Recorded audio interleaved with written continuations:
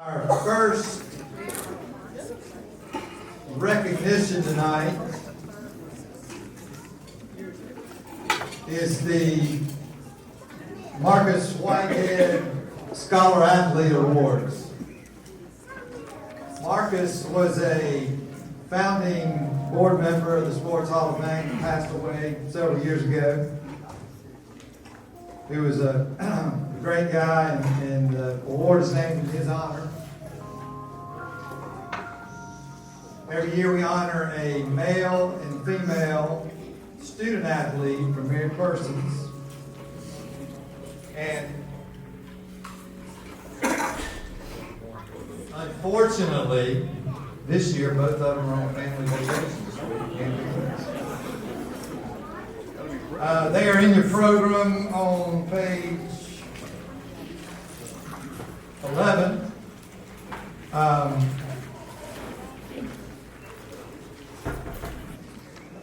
The criteria,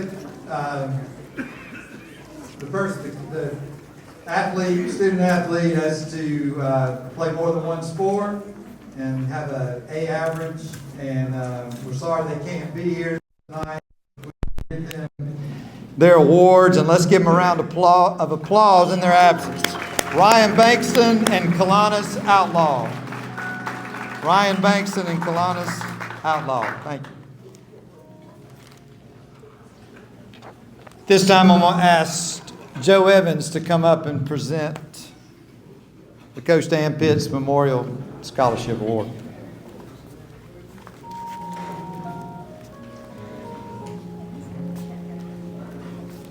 When you come up, anybody that comes up on the stage tonight, come up where Joe's coming up over there, if you don't mind. Thank you.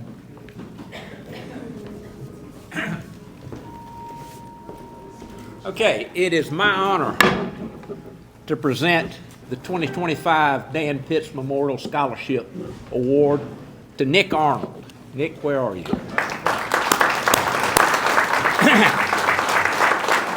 Nick is the proud son of Robert and Wendy Arnold, and they probably need a trophy too. But Nick lettered 4 years in both football and baseball. Was captain of the football team his senior year, and was a solid performer in the classroom. When I asked him about things that he got from football, he talked about work ethic, learning teamwork, learning commitment, and Coach Nelson validated everything that he said. He said that Nick gave him 100% all the time. He always showed up. He wasn't afraid to play when he was hurt, and he led by example. And probably the highest compliment that he paid Nick, he said he could have played for Dan Pitts. And with that, Nick, congratulations.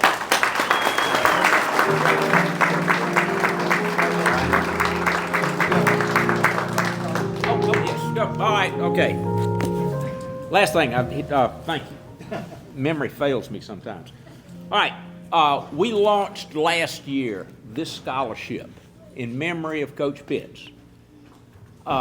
Since we launched it, we have, in contributions and commitments, we're approaching $27,000 from about 20 donors, which gives us enough to create an endowment that will perpetuate this scholarship forever. Now what that leaves us, we want to have a plaque made that'll be displayed in some appropriate place commemorating Coach Pitts and this scholarship, and we would like to list the names of everybody that contributed. Doesn't matter if you gave $25 or $2,500. Dollars don't matter, but at this point, it's about participation. And I'd like to ask all of you out there, if Coach Pitts touched your life, or if you know of somebody whose life Coach Pitts touched, to encourage them to make a contribution, however small. If it's not the $5, that's fine. We would like to have as many names on that plaque as a testament to the lives that he touched. And anyway,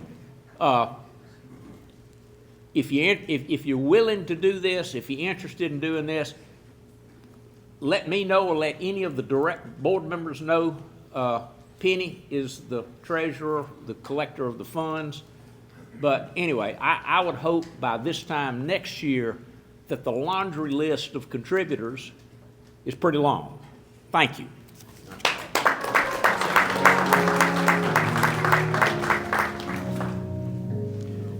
Speaking of checks, Nick. All right, we got Vanna White up here. Penny, you want to?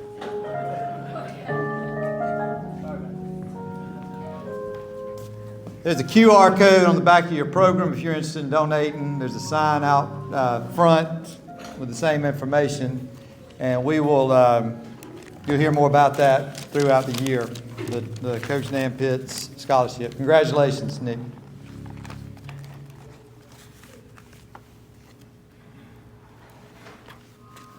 Speaking of Coach Pitts, our next award is the Mary Linda and Dan Pitts Extra Mile Award. This is a community service award. And this guy, the only way, the winner tonight, the only way he could win it was to win a community service award because he wasn't much of an athlete. Keith Edge, just kidding. He was a great athlete. If you don't believe him, just ask him.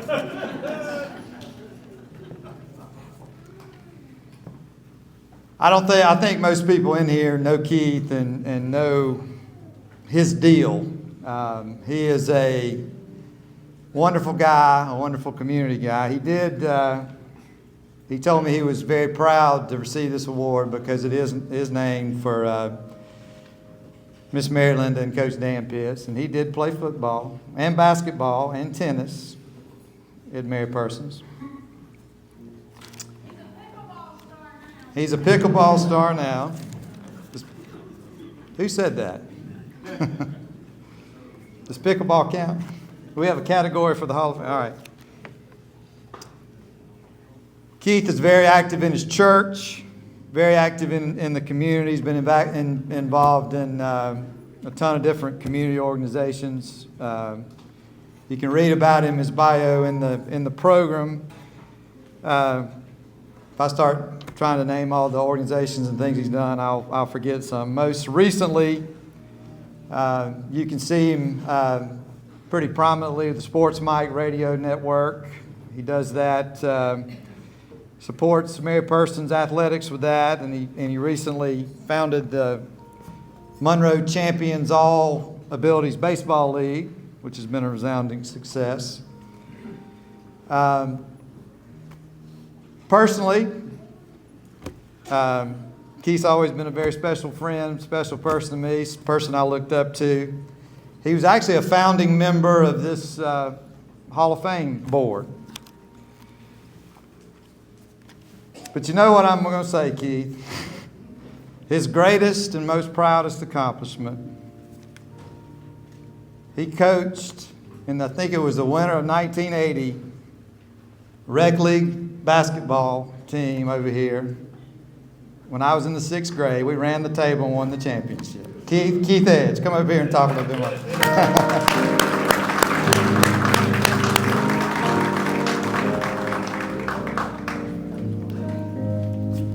I gave him 5 minutes, y'all. Dr. Perry, start the timer. Ready. You want me to hold that one? Just hold that.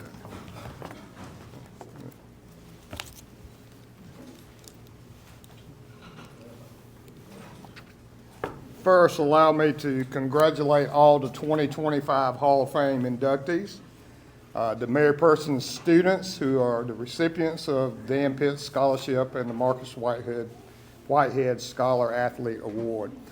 Nick, Ryan, and Kalanis, I have been following each of you or each of these student athletes since they were 5 and 6 years old, and I'm proud of y'all. Also, Congratulations to two of my all-time favorite Mary Persons Bulldog teams, the 82 team and the 84 team. The 82 team, who bounced back from 3 regular season losses and went toe-to-toe with the mighty Chieftains in the worst football weather I had ever watched a game, if you all remember. The 1984 team, I will never forget the sound when the Dogs scored the first points on the Blue Devils, the only points they had given up all year. I'll never forget that sound in that round 1 playoff. Coach Pitts said he went by the Devils Stadium several weeks later, and their fans were still in the bleachers, mouths wide open in disbelief. I would also like to thank Tom Perry and Jed Dunaway for thinking of me, and the Hall of Fame committee for selecting me to receive the Mary Linda and Dan Pitts Extra Mile Award. It is an honor and humbling to be mentioned with 2 of our community's most faithful servants.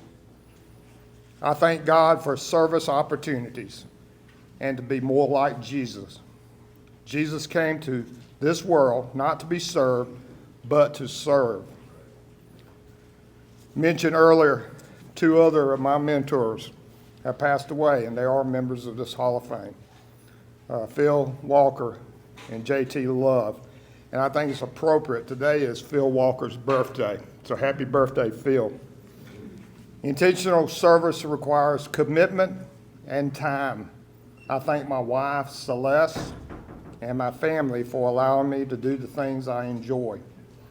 They have always supported me, and many of them are here this evening. Thank you.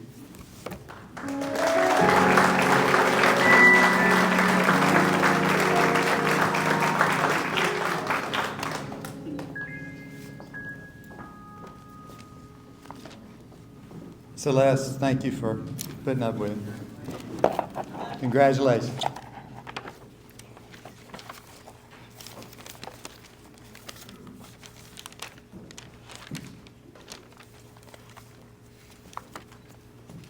Is Coach Rodney Walker here tonight? He's not? Well, good. Some of y'all know he was the coach of the 84 West Rome team that beat Mary Persons. Coach Walker, of course, is a great Mary Persons Bulldog. And that was one of the interesting parts of that story. I'm a little disappointed. I don't think we had as many as I hoped that those guys would show up from the 82 and 84 team. Can y'all start making your way up here, the ones that are here? I know there's a few of them here. Dwayne, Brian, Calvin.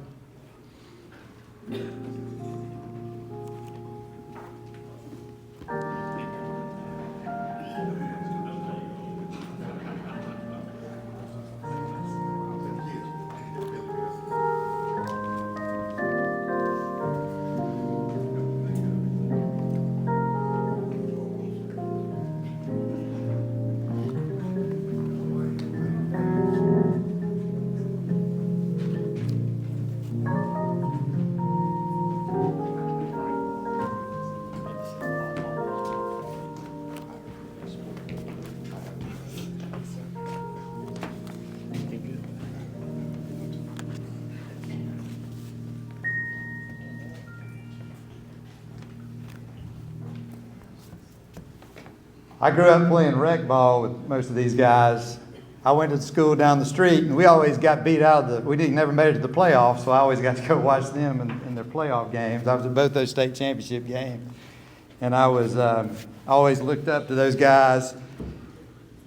Great stories, that both those teams, what they did, and came within an eyelash of beating West Rome in both those games. And I don't think West Rome had too many close games at all over that 4-year period. They won 4 straight state championships. And we're thankful that y'all are here tonight. Congratulations. I think Brian and Dwayne are going to say a couple words, right? You asked us to, so. Well, they don't want to hear me talk about y'all, so go ahead. Good evening, everybody. My name is Brian Watts. I was a senior the year of the 82 team.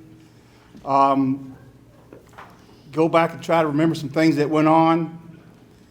I do know after the first 4 games, we were 2-2. And at Mary Parsons, you don't lose 2 games in a year, much less 2 of your first 4. And we had a game at home. Right after that, game was a lot closer to halftime than it should have been. And needless to say, we came in the locker room and Coach Pitts chewed our hind parts pretty good.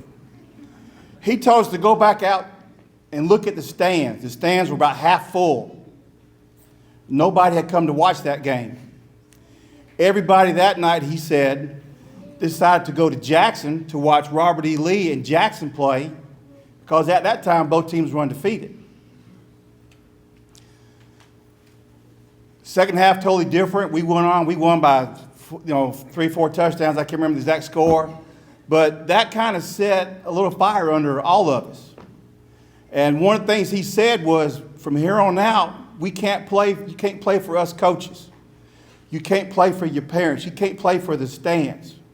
You got to play for the people wearing the same color jersey you're wearing. And that's what turned our season around. As we alluded to before, we did lose 3 games that year. We lost to Robert E. Lee, who was number 1 in the state. They beat us 21-14. Then about 4 weeks later, we met them in the region championship game. We beat them 14-12. Magic could run through the playoffs, and we got to West Rome. We lost the state championship game 7-6. Somebody missed the extra point. My bad. Okay. You remember it? Okay. Yeah, that was me. But going back and looking at some of the guys that were on that team, there was a guy that wrote for the Macon Telegraph. He wrote an article about us at the end of the season that said, Mary Parsons made a lot from a little and nearly won it all. Only one team was better by 1 point. And I think it took us a while to get going, but looking at the talent we had, the 82, 83, 84 teams were some of the most talented teams that I've ever seen wearing black and gold.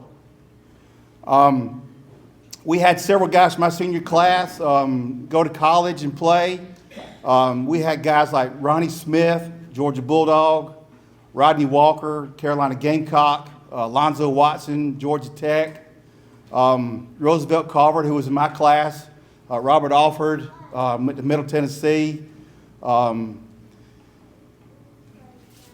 Calvin Scandrett, Dwayne Brooks, and myself were all teammates at West Georgia College, along with Calvin's older brother, Dennis. So there were 4 of us from Mary Parsons on that roster that 1 year. There was also several other players like Bay Calloway right here. He didn't get to go to college, but he was just as good a player as anybody we had. And relying on each other and playing for each other the rest of that season, even though we didn't win it, but that was by far, to me, one of my most memorable seasons. Thank you.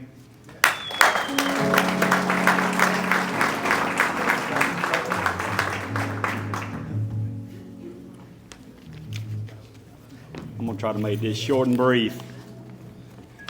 I asked Jim how long could I actually speak, and he said probably about 5 minutes. I said, well, darn, Jim, I got about an hour's worth.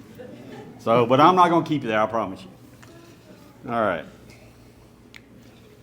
Well, good evening. My name is Dwayne Brooks, a.k.a. Billy Bob. I don't know, some of the people here know me as Billy Bob.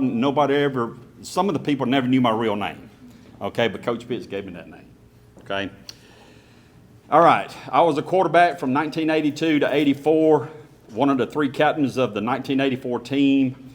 It's an honor to stand here in front of you tonight and reflect on what made the class of 1984 football team so special. Okay. I want to talk to you about 3 types of players. Okay, you may recognize them. Maybe you were one of them. And hey, no judgment. We all had our bad days. Okay.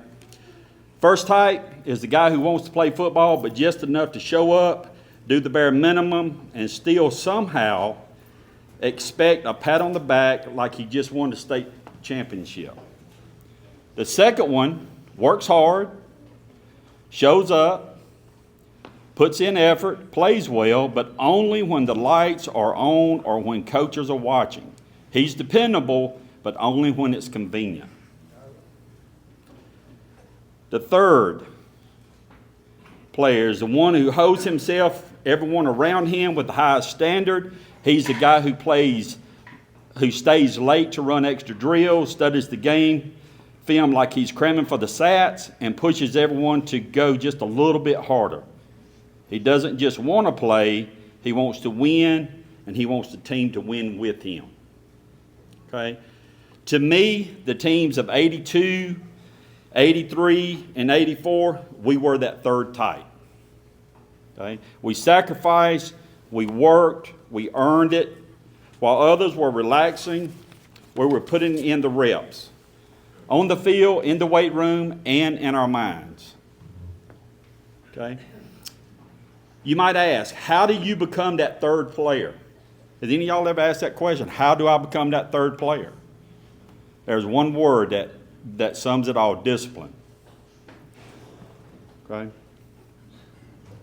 Great athletes, great teams mastered their focus. We couldn't control the referees, the weather, or the injuries that we suffered.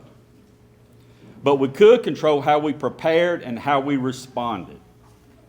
We trained our mindset to be ready for anything. That mindset, that discipline gave us the edge in tight games and tough moments. 41 years ago, a team was born. A team that became much more than just a football squad. It became a family, a source of pride, a symbol of our community. And for many of us, it became a lasting part of who we are today. We even had our own version of what we call quality control. Back then, if someone kept blowing a play on the other side of the ball, we would give them a friendly love tap. I don't know if y'all ever come out there and watched us practice, but if you did, if we kept blowing up plays, somebody from the defense would give us a love tap with the shoulder pads. It was our way of saying, hey, get it together. We need you, and it worked. Coach Pitts never stepped in. He never said a word. He'd wait till everybody got actually situated, and then the first words that come out, he'd run it again. And that's what we would do.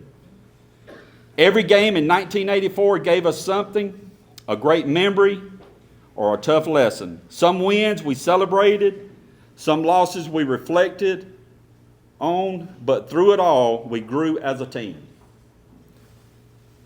So, what did we learn from all of this? I feel as though all three teams learned teamwork. No one wins alone. Discipline to stay composed under pressure. Perseverance when things didn't go our way. And sportsmanship. Win or lose, we play with respect. And most of all, respect for each other and the game. As I close, I want to thank every player, every coach, every cheerleader, and every diehard fan who was part of this incredible journey. You made these memories what they are, unforgettable. And to the future generations of Mariperson's football, continue to carry that torch with pride. Even though I don't live here, I try to listen to Sports Mike. I'm in Aiken, South Carolina, so it's kind of hard for me to get back here, but when I have a chance, I listen to a Sports Mike, and I try my best to listen to all of the games. Okay? And one last thing, just remember, you can't spell champs without MP. Thank you.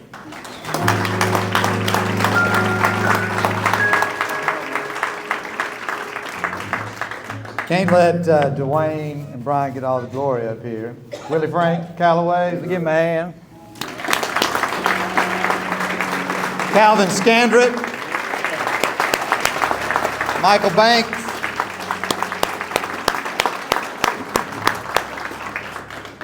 I was just told we got two coaches. Y'all should have come up here. Coach Cave and Coach Maples, are y'all here from the 82-84 era? Y'all stand up and be recognized.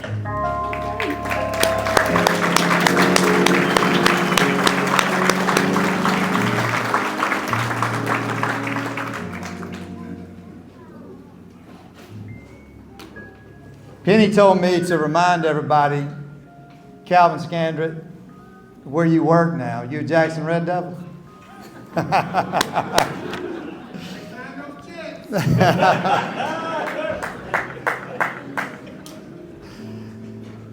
Calvin, you'll remember this when we played on the same team. First year we moved to Forsyth. My daddy said, "That little Calvin Scandrett's going to be a player someday." I think you were 7 years old at the time, and he was right.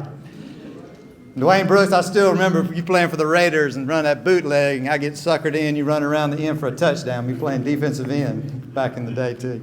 Thank y'all so much for being here. I know Frank's going to touch on some of this. I think the ultimate, if you grew up in Forsyth, Georgia, I think the ultimate thing you could ever do is be an all-state football player at Mary Persons. 4 of our inductees tonight were all-state players. Lewis Joseph, I think, was the first all-state player ever in the history of the program. I'm correct. Robert Alford was all-state. Eddie Smith and Jackson Green were all-state football players. That's pretty awesome. Give them a hand.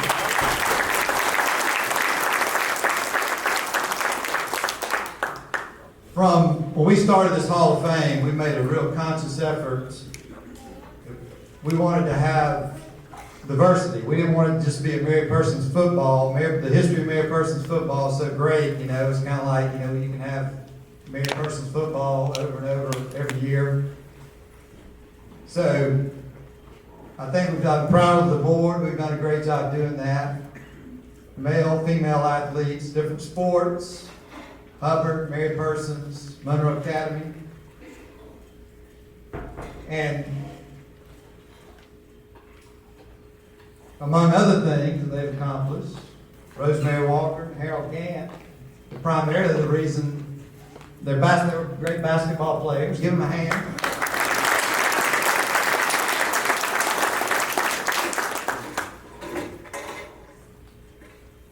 But we're doing something really unusual tonight. Some of us were talking earlier, and somebody made the comment, the 2 most important sports in Forsyth, Georgia, are football and spring football. But in the ultimate gesture of open-mindedness and diversity, tonight we are inducting our first soccer player into the Hall of Fame.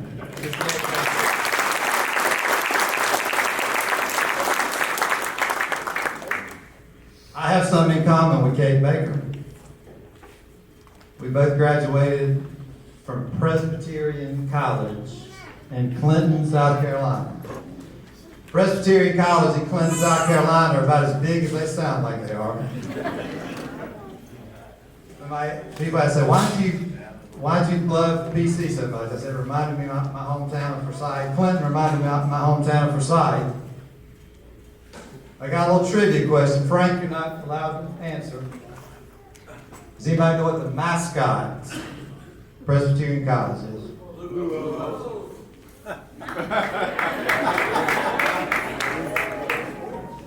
Y'all get that? Y'all heard of the White Sox, the Boston Red Sox? You ever heard of the Blue Hose? Kate, you get an extra special award.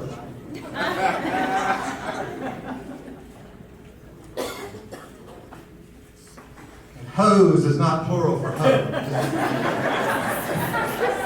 Some of y'all get that on the ride home.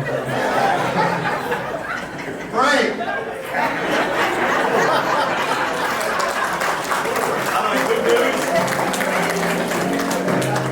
Jim went so long, we're serving breakfast in 30 minutes.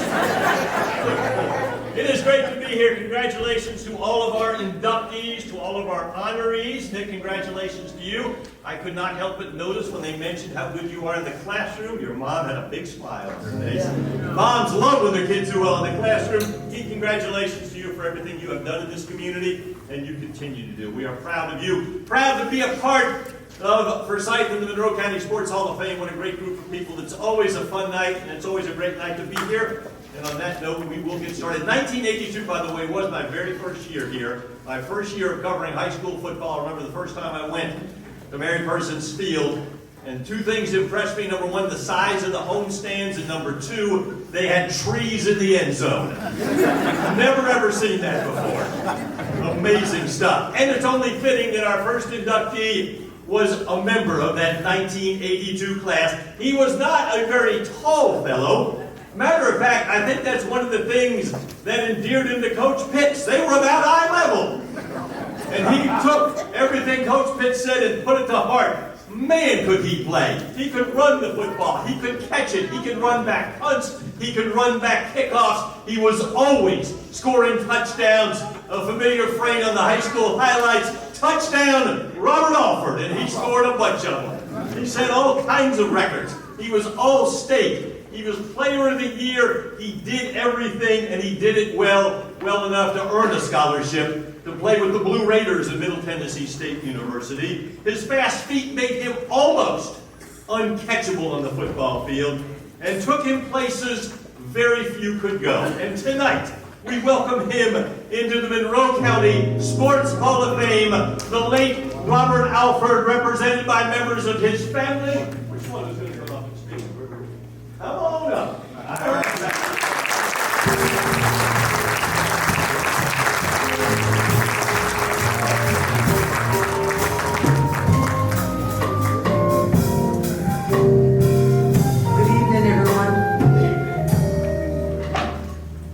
I can stand up here and say about my Uncle Robert Alford.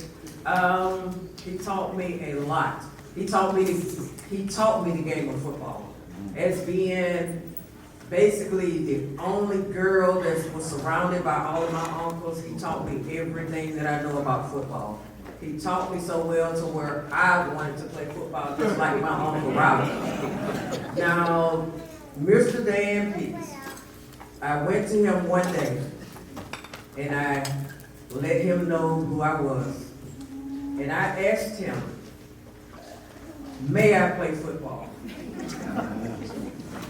He looked at me and he thought I was joking. And he said, so you're the niece of Robert Alford? And I said, that is I. And I said, Mr. Dan Pitts, I can do a lot more than my uncle can do because he trained me. But he told me, well, we can't do that right now because you would have to dress out with the boys. And he said, so we can't do that. But he said, you continue on with that thrive. You continue on with that guidance from your uncle. And we hope that one day we will see you up there soon. I followed Robert. Robert was the greatest. I mean, there is a lot that I can actually say about him. He's taught me to stand on my own. He's taught me stability. He taught me to love everybody, do your best at everything that you do. I am so proud of him, and I know that if he was here right now, his little short self would be smiling at everybody, doing his famous grin, and telling y'all thank y'all, and he is so honored to accept this award. So thank y'all very much for the award on his behalf.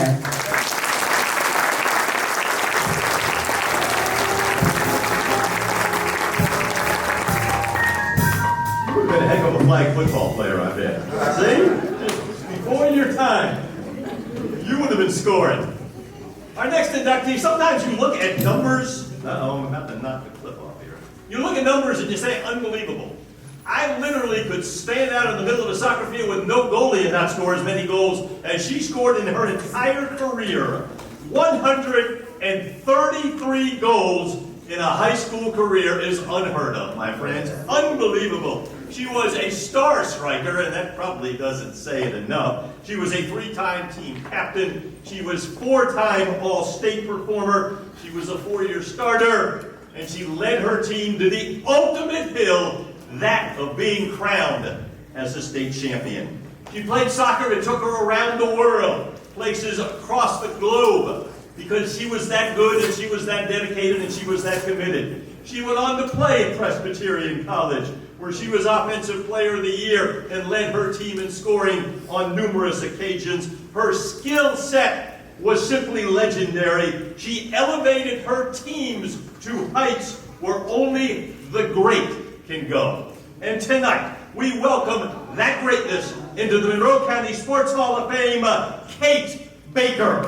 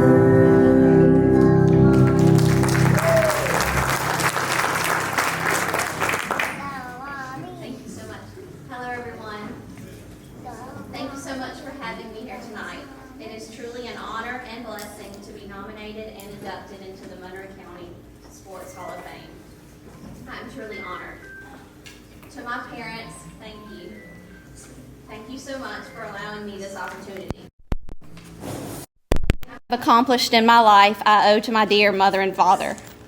They are my biggest supporters and have always wanted the best for me and encouraged me to do my best in life. Thank you, Dad, for all the times you practiced soccer with me out at the Monroe County Recreation Department, Monroe Academy practice fields, Mary Persons practice fields. Thank you for all the times you made me run one more sprint. Thank you, Dad, for encouraging me to get on the Olympic development team bus when I was just a 12-year-old nervous little girl and go to that soccer tournament in North Carolina where I knew absolutely no one. You encouraged me to be brave and give it my all. Thank you, Mom and Dad, for taking me to Atlanta 3 to 4 times a week in middle school through high school and giving me the opportunity to excel athletically. Thank you to my mom and dad for coming to every single one of my collegiate soccer matches. Texas, Virginia, North Carolina, New York, Denmark, Sweden, the list goes on. My dad never missed one game of my entire soccer career.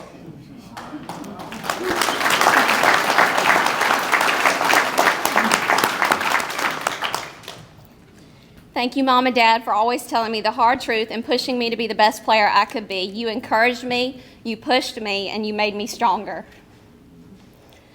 Thank you to my amazing coaches throughout my soccer career, Grant Sarathi, Vince Datlow, Jody Smith, Gavino Estegany, Jeff Flournoy, and Scott Henderson. Thank you to Grant Sarathi for picking me out at the Stratford Youth Soccer Camp when I was 8 years old and encouraging me to try out for the Macon, Georgia travel soccer team. I recall at the U10 tryouts a little girl asking me, "Where are your soccer cleats?" And I quickly responded with, "Oh, I left them at home." I wore tennis shoes to the tryouts. Once I made the team, Dad went out and bought me some soccer cleats. I also want to thank Coach Flournoy for a great career at Monroe Academy. Playing soccer at Monroe Academy was an amazing experience.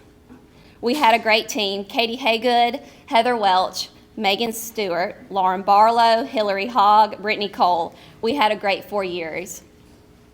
During my senior year in high school, we won the state championship, and it was a long time coming. It was an unforgettable memory and experience that I will cherish forever. Playing soccer has prepared me for many life challenges and hardships. It taught me that hard work always pays off. You can do anything you set your mind to. Being uncomfortable and doing tough things is good for you. And teamwork makes the dream work. The life lessons that I learned in my soccer career have carried me through pharmacy school, my professional career, and throughout motherhood. Thank you again for this induction because it means the world to me. I appreciate my support system and my community so much. And last of all, thank you to Ched Smaha and his entire family. Thank you so much for your love and support.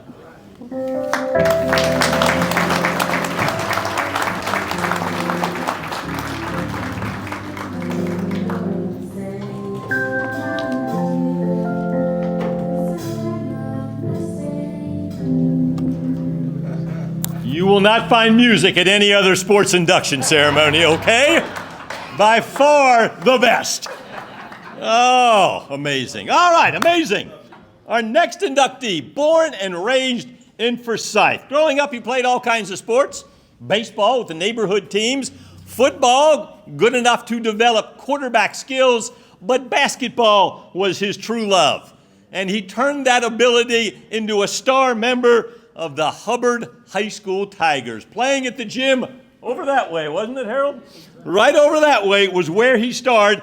He averaged over 30 points a game, and there were no three-point shots back when Harold was playing. You earned every one of those 30 points. Not once in his high school career, it is told, did he ever score less than 14. He was unstoppable, never faced a defense he couldn't beat. His sweet shot elevated him above the opposition every time he set foot on the court. And tonight, he calls game as we welcome him into the Monroe County Sports Hall of Fame, Harold Gant.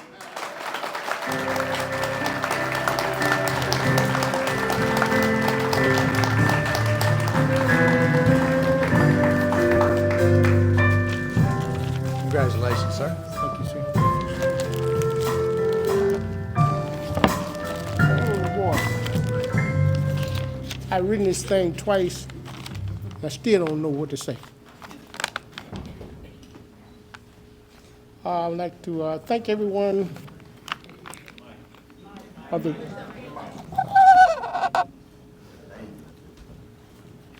Good evening, everyone. I would like to thank everyone on the committee for selecting me. It is my pleasure. I'm going to go back a little bit because we didn't have all those cameras and pictures and things in my day. And we were mad with Mr. Hubbard for bringing us our first basketball coach, Mr. James Love, which was about this tall. But he had a competitive spirit, and we initiated him. Everybody know Manor Zellum, Pepe's father, Ralph Battle, 6'8", 250. We knocked Coach Love's teeth out.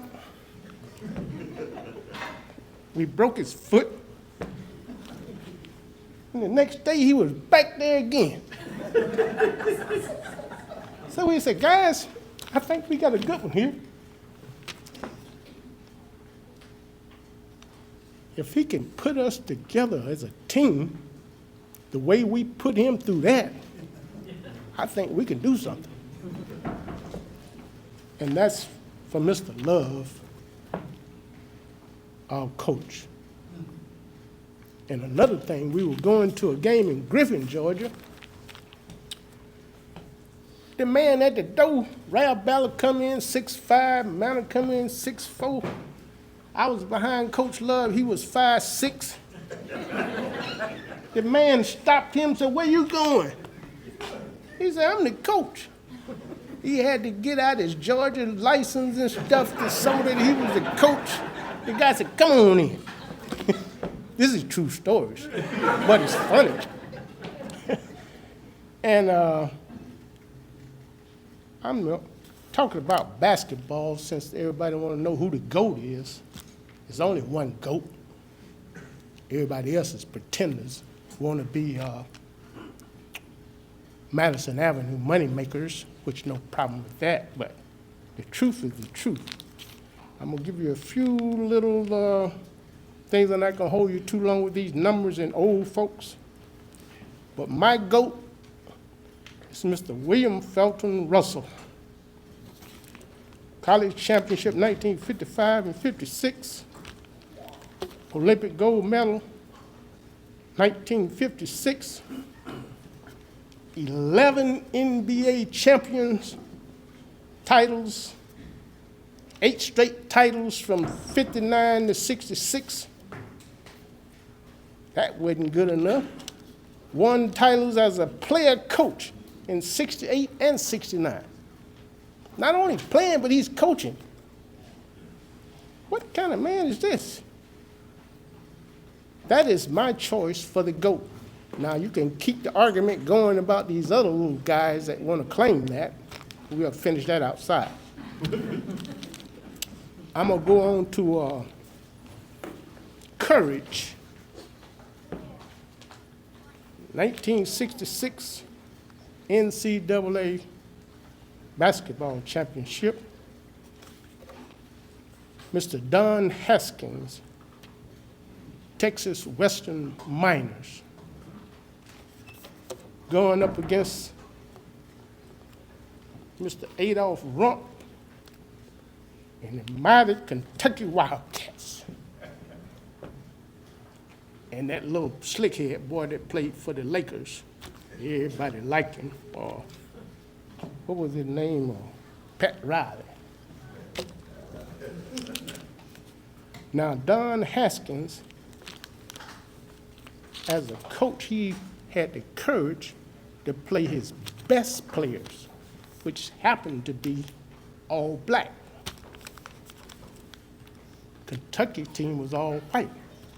This is 1966. Kentucky wasn't coming down there in Roebuck to get that boy from down there that went up there. They wasn't even coming down there. But anyway, Mr. Haskins, I know he didn't get invited to very many parties after that. But he went on and spanked the mighty Kentucky Wildcats 72-65 with 5 black starters for the first time in the history of NCAA college basketball. Times are changing. In 2007, the Naismith Basketball Hall of Fame inducted the entire team of the Texas Western Miners into the Hall of Fame. This is courage for a coach to stand with his players no matter what society said.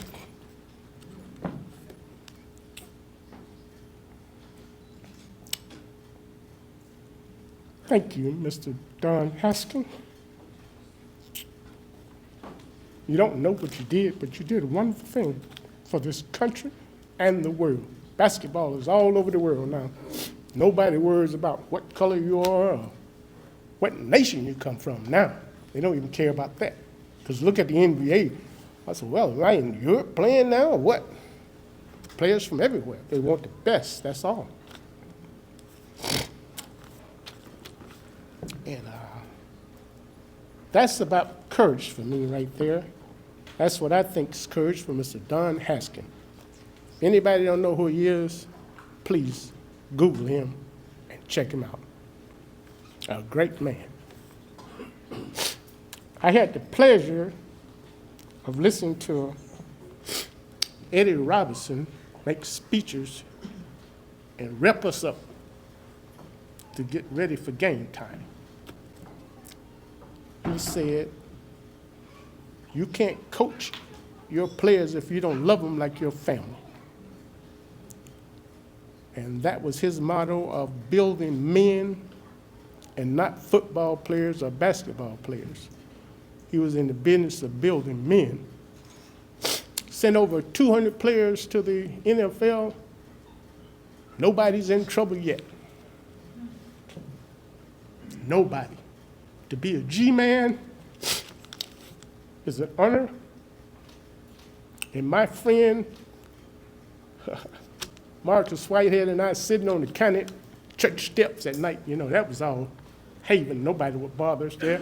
No police would dare come up on county church and mess with us by the time to go home or anything like that. This is in '66, back then. And Marcus went on to be walking billboard for the G-men.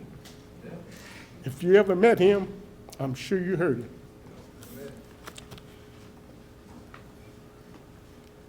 I got so much written down and don't know how to put it together, but that's the epitome of a G-man, and I try to hold that up every day.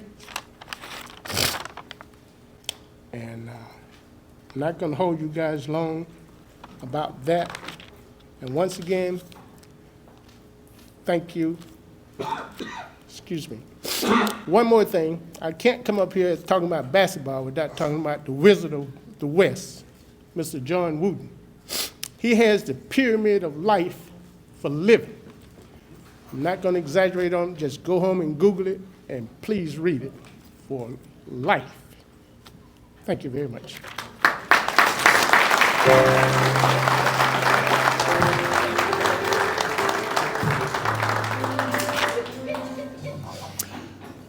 I learned a few things about our next inductee. Number one, I learned he's a humble man, because I looked at earlier in the evening and he was gathering up the plates at his table and took them all to the trash can. So much for being an inductee. He was an elite softball player who could compete with the very best, and had his coaching career not worked out, he could have been an outstanding country singer. But I'm pretty sure those are not the reasons we're inducting him in to the Monroe County Sports Hall of Fame, because he was an elite football player, center and linebacker, the two perhaps toughest positions there is. An outstanding player who helped lead his team to the school's first ever region championship. He was also an all-state player, and then took those skills to the next level as a coach, starting a program from scratch at Mount Zion High School in Jonesboro, and guiding that team to high levels, winning region championships and eventually a berth in the state championship. He led as a player and he led as a coach, and that leadership produced many memorable wins. And tonight he achieves yet another victory, a well-earned victory, membership in the Monroe County Sports Hall of Fame, Jackie Green.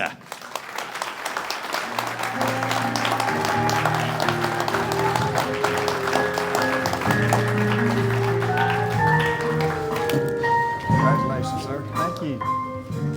Nice. Appreciate it.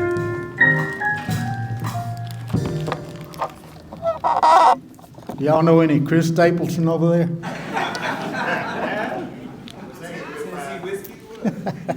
Well, I'd like to thank the board for this honor.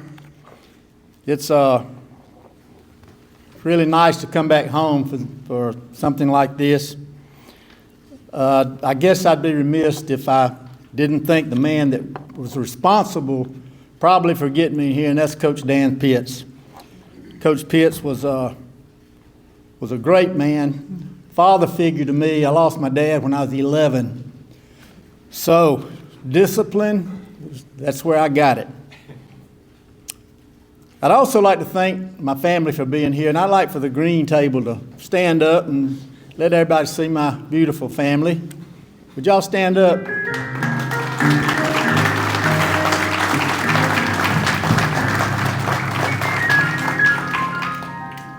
Thank y'all for being here, guys.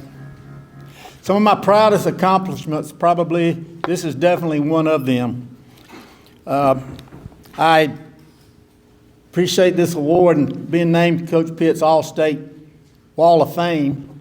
That was another honor. I also got a big honor of beating 3 Hall of Fame members in this organization: Rodney Walker, Lloyd Bohannon, and Edgar Hatcher. And Edgar, I want you to stand up real quick. Edgar, stand up back there. Is he still here? There he goes. Edgar was at Monroe Academy, but I played him when he was at Southwest Macon. We played at Henderson Stadium. And we scored on that end. We kicked the extra point. My ball boy came back and said, "Coach, these little boys got our ball and ran across the street." We scored again, same end. Kicked the extra point. He come back and said, "Coach, they got our ball again." I said, "Time out, Mr. Ref. I love Edgar over there. Go over there and tell him we're going for 2 the rest of the game." I wasn't trying to run it up, but also being part, and you mentioned it, Mary Person's first region championship team and his second sub-region team in 68 and 69. Coach Pitts, I always felt I was his pet. And one of the reasons, because he usually treated me like a dog. But I have to admit that when we won to get the semifinals in the Georgia Dome, we beat Marist on a last-second field goal. And the first person that I met going off the field was Coach Pitts. He was so thrilled, not the fact that we won, but the fact we threw 3 passes all night.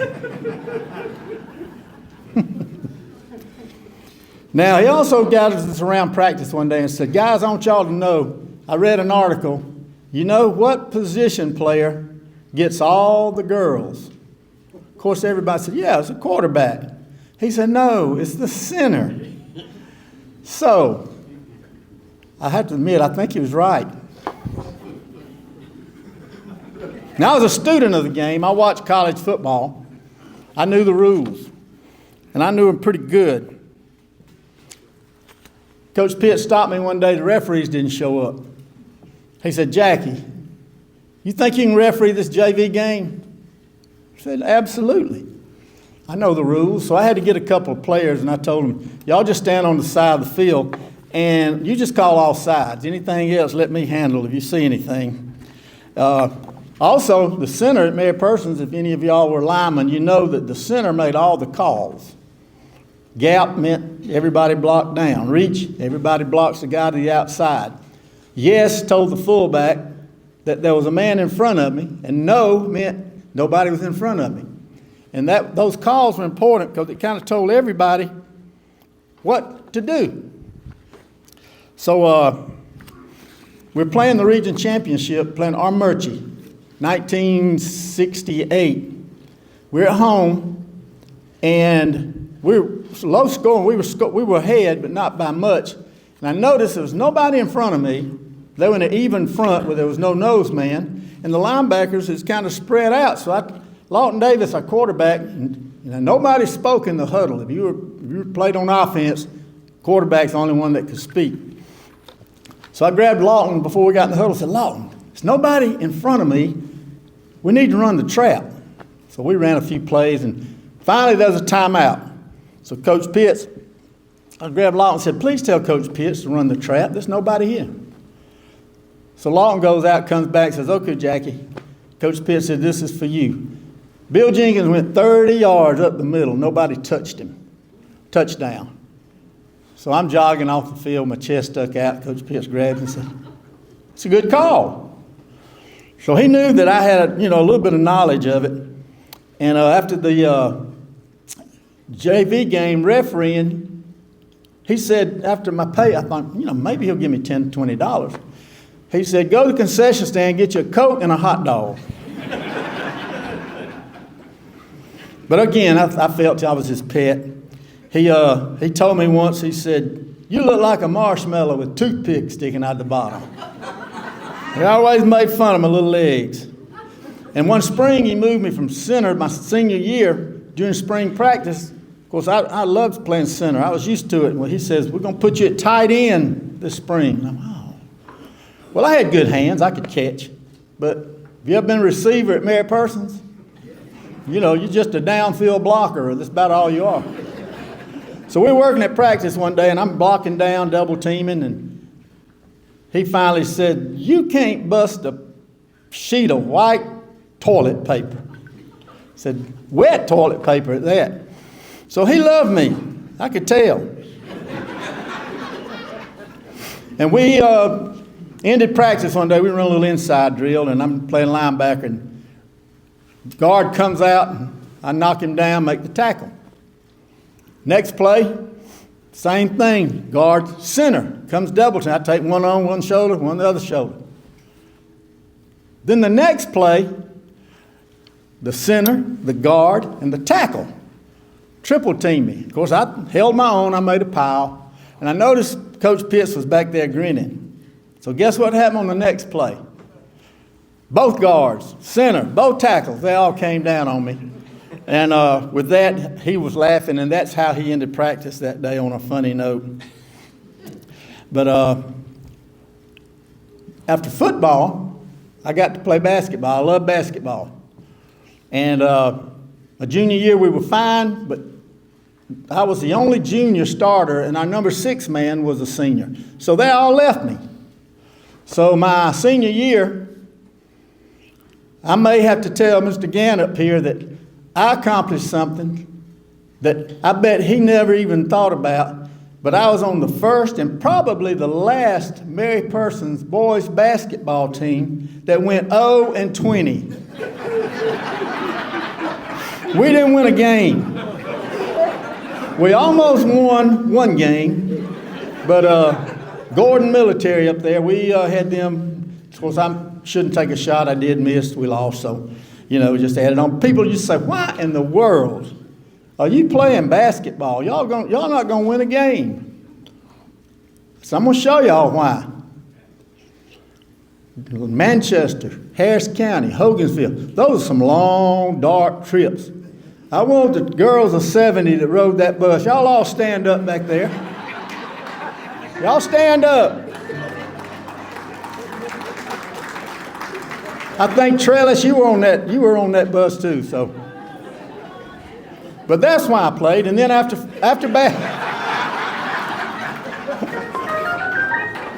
basketball, of course, Coach Pitts stopped me in the hall one day and said, "What are you doing after school this afternoon?" I said, "Nothing." "Good, you're going to Jackson and you're going to run the 880. I said, "How far is that?" "It's half a mile. I said, "Lord, I can do that." What I didn't know is we had a young man named Billy Lancaster and a fellow from Jackson that was the state champ and state runner-up in the 880. I didn't know that. I found out when we got there. So the gun shoots, and I said, I'm just going to keep up with them. It was about 20 of us in this race. So I'm running, keeping up with them for about 50 yards. And I said, "Woo, I didn't know you're supposed to sprint this thing." In PE, we just jog around the cemetery, we didn't. So I'm running, and I finally said, heck. So I realized then, I thought I was winning because I'm in third place and everybody's behind me. When I finished, go to start that second lap, I looked to my left, and Billy and the Jackson guys finishing, and I'm over here with the 240 mark, halfway around. But at that point, I said, forget them two, I'm winning this race. So I came in third. 2 weeks later, I had to go back. Same thing happened. So I really feel like I never lost a track meet. And lastly, I tried to play golf. I was on the golf team. I wasn't real good, but I was on it. You count the first, I think 5 plays, 5 scores. First hole in Forsyth, I parred, which I'd never done before. So I get the second hole, I hit a great drive, and my second shot's 3 feet from the pin. I make a birdie. I'm 1 under after 2 holes. We're playing Jones County. Well, I topped my tee shot on the 3rd hole, which if you remember is a little dog leg. So I get to my ball, pull my club out, drop my club, it hits my ball and rolls about 10 feet to the left, putting me at an angle where I didn't have a shot. So, of course, I shank it into the woods, and about 10 shots later, I'm out of the woods. I look up, Coach Pitts is sitting in his golf cart on the 3rd hole. He's sitting there shaking his head. He said, What in the world? I said, "Well, Coach, you're not going to believe it, but I was 1 under after 2 holes. He said, "Well, now you're 13 over. So I had a 14 on that hole. Well, when I started coaching, I decided, I was going to try to do just like Coach Pitts. I was going to try to treat my players like he treated us. And then I realized, I can't do that. I'm going to get sued.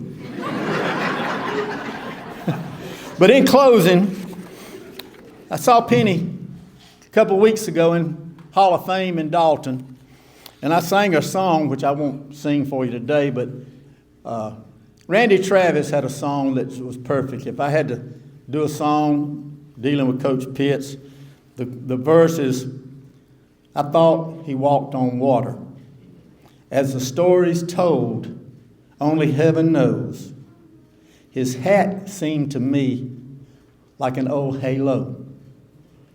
Even though his wings were never seen, I thought he walked on water. Thank you all. I appreciate it.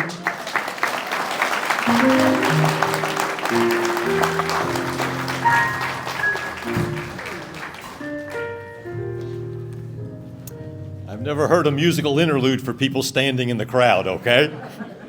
Oh, all right. We all know about the proud tradition of Mary Persons High School football, but there had to be building blocks, and our next inductee was one of those building blocks, one of the earliest players at MP in the late 40s and early 50s. You had to be tough to play football because they didn't wear face masks back then. And I'm pretty sure the helmet wasn't a whole lot either. So it was pure toughness, but he was the first player to ever earn all state honors at Mary Persons High School. He loved the game, he loved his family, and through hard work and toughness, he blazed a trail for other Mary Persons Bulldogs to emulate and turn into a field of excellence. And tonight, that trail leads him into the Monroe County Sports Hall of Fame. The late Louis Joseph Jr., I believe Michael is going to come up and speak for him. Come on up, my friend, Louis Joseph Jr.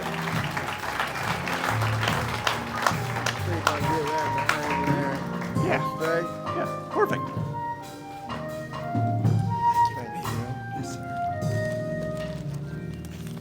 I found out a couple of hours ago that my brother Lewis hurt his back on a mission trip, so he said he hates being here, but not nearly as much as I hate him not being here. So y'all bear with me while I sweat through this. My brother's the speaker, Penny. On behalf of this is his speech. I had to change a few words about the part you and him graduating high school together. On behalf of my brother Lewis and his family and my daddy's brother Kelly, who's here, and his family, we thank you for this honor. This special recognition of Lewis Jr. is a great tribute to a man who loved his hometown of Forsyth in Monroe County. There's one special person we want to thank for doing all the work necessary for this induction is Penny Pitts Mitchell. Penny and my brother Lewis met in Miss Jean's kindergarten class in 1965, and they went straight through school together until they graduated from Mary Persons in '78. Our dad was born. My brother says dad, I ain't never seen. My daddy was born in Forsyth, February 14th, 1933. He was the oldest son of Lebanese immigrants to come to America by way of Ellis Island. It was drilled into us kids to go into business of food, medicine, or clothing, so we'll always have a job. So our family went in the clothing business. They started selling clothes in the back of their Model A Ford. And thank God they drove south, not staying in New York. They went from town to town selling clothing, and when they got to Forsyth, my granddaddy said, there's 3 banks here. There's a lot of money in this town, so we're gonna stay here. They bought a house on South Lee Street, started a family. My brother's sister, Edna, brothers Kelly and Frankie. At 15, my daddy was already 6 foot tall and nearly 200 pounds. Coach Barney Davis approached the family asking him to join the team. He started at offensive guard, number 63. This is jersey, actually. I'm going to let Penny have it. One day, hopefully, y'all have a place to put it. He was chosen for the All-State team at age 16 in 1949. Played offensive tackle the following year. He received scholarships, but he decided to go into the Air Force. The Korean War started in the summer of 1950. In 1952, our daddy enlisted in the Air Force for 4 years. He trained in Texas and was stationed in Wyoming. When the war ended in 1953, he received a hardship honorable discharge so he could come home and help with the business. In 1959, he married our mama, Marion Gore from Macon, where she had my brother and I, Louis III, and his sons, Louis IV, so we'll see if it keeps going.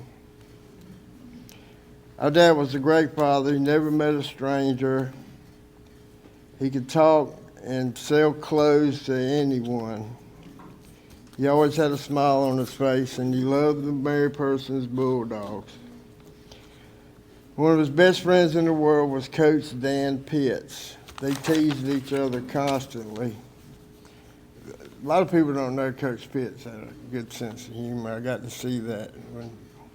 And this is the same man that made me run 250 miles for getting caught drinking in high school. Yes, boys, 5 miles a day for 50 days. One of Coach Pitt's favorite tricks was when my dad used to go to yard sales. Coach Pitts told me back in the 60s they had some trouble at school. So he lined all the boys up and collected all their pocket knives. He said he saw his neighbor was having a yard sale. So he picked through that box of pocket knives and picked out the best ones and wrapped a rubber band around them, put a tag on it, 50 cents. He went in and told the neighbor, Louis Joseph's going to be over here in a little while. Tell him that them pocket knives were already bought. I know my daddy probably would have tried to get it for a quarter.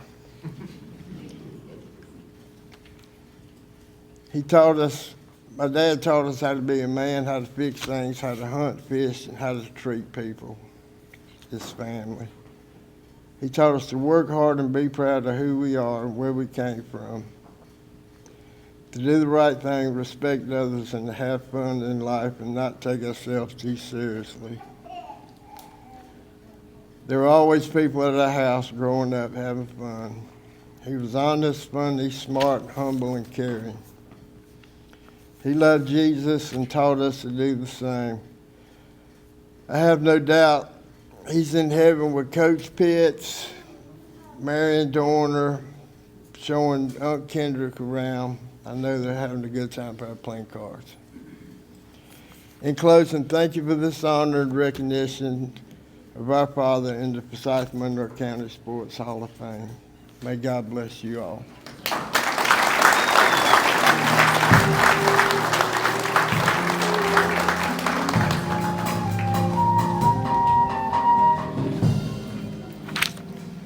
I knew Coach Pitts had a sense of humor. Every time I asked if I could interview him, he'd laugh and walk away. 9 words, I think, was the longest interview I ever got with him. Our next inductee liked to hit people. Matter of fact, you can look at him right now and still get the sense that he'd hit you right now if you were coming at him with a ball in your hand. In a recurring theme, Coach Pitts put him at center and linebacker, 2 positions he considered key to a successful team. And his teams were successful due to players like our next inductee. 3-time captain, 2-time best defensive player, all-state performer, led defenses that virtually dominated teams week in and week out. Good enough to earn a scholarship to Florida State University. He hit hard, he moved quickly, a courageous leader, both on and off the football field.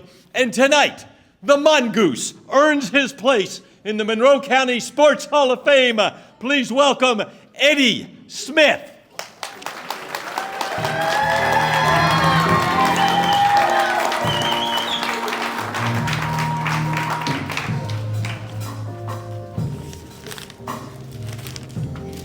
Congratulations, sir. Thank you. Appreciate it.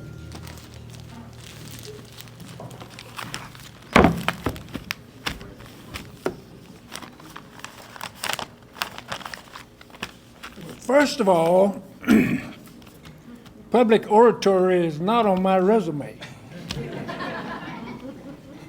I'll make a stab at it.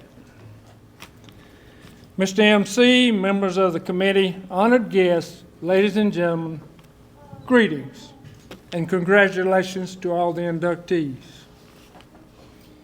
This is an unexpected surprise. I embrace it humbly. I am most grateful and deeply moved to be inducted into this Hall of Fame. I thank the selective committee for this gracious and honorable recognition. I especially thank Mr. Mike Griffin for the nomination. I wish that he could be here, but he could not because of illness.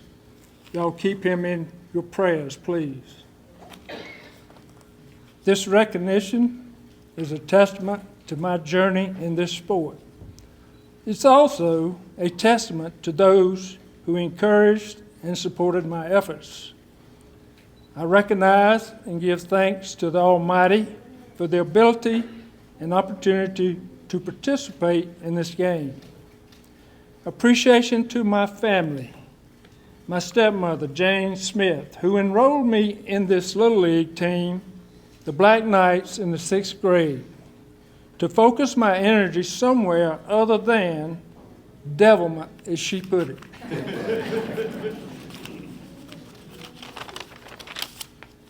My father, Clarence Smith, who put up with my occasional forearming the door facings as I walked through the house. To my sisters, Deborah and Vicki, who suffered my pranks and shenanigans.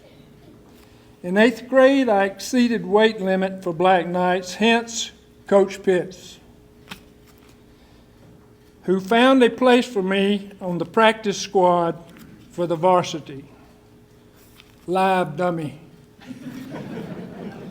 The 8th and 9th grade were formative years under Coach Pitts, McMillan, Waters, and Cook. They were the mentors in discipline, fundamentals, physical conditioning, and ethics of sportsmanship. It was Coach Pitts who chose the position of linebacker for me. He gave me the handle Mongoose, and he facilitated my scholarship. He's a great man.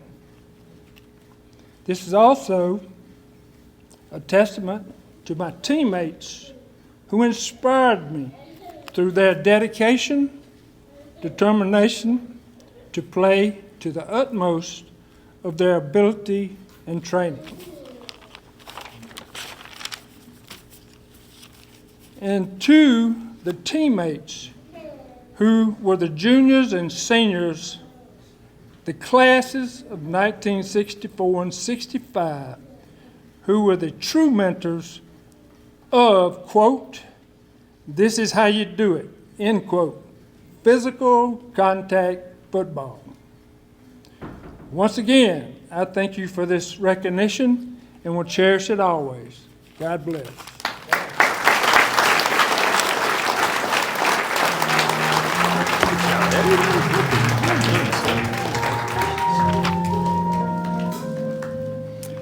The final member of the 2025 Forsyth Monroe County Sports Hall of Fame is one of those people everybody needs.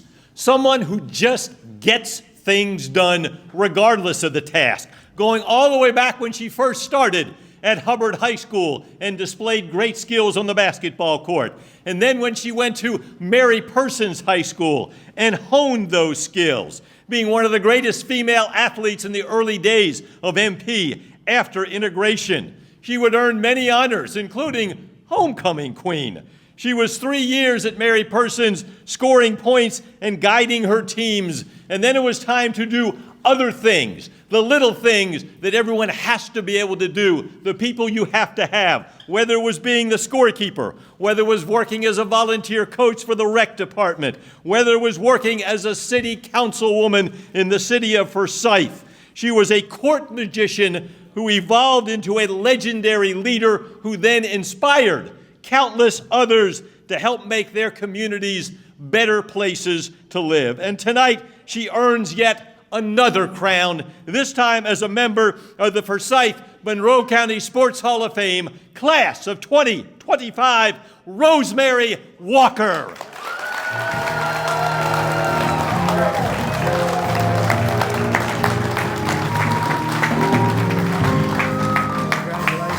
Thank you. Well, I know y'all glad I'm the last one, and you know I talk all the time, but I'm gonna make it short. I didn't play for Coach Pitt, but he stopped by the score table at my foul balls. So I did rec, I did everything. I played every sport. My family said, "Do you ever get tired? Do you ever stop running behind the ball?" So I want my family to stand up, please. They came to support me, and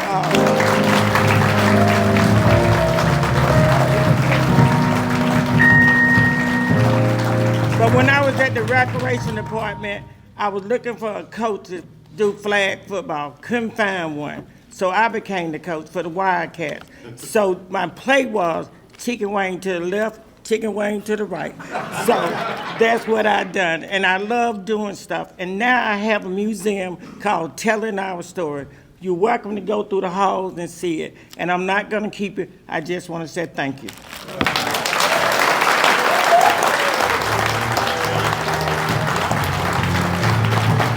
Ladies and gentlemen, please, another round of applause. The 20. Thank y'all again for being here. Congratulations to everybody that was recognized tonight. Thank y'all.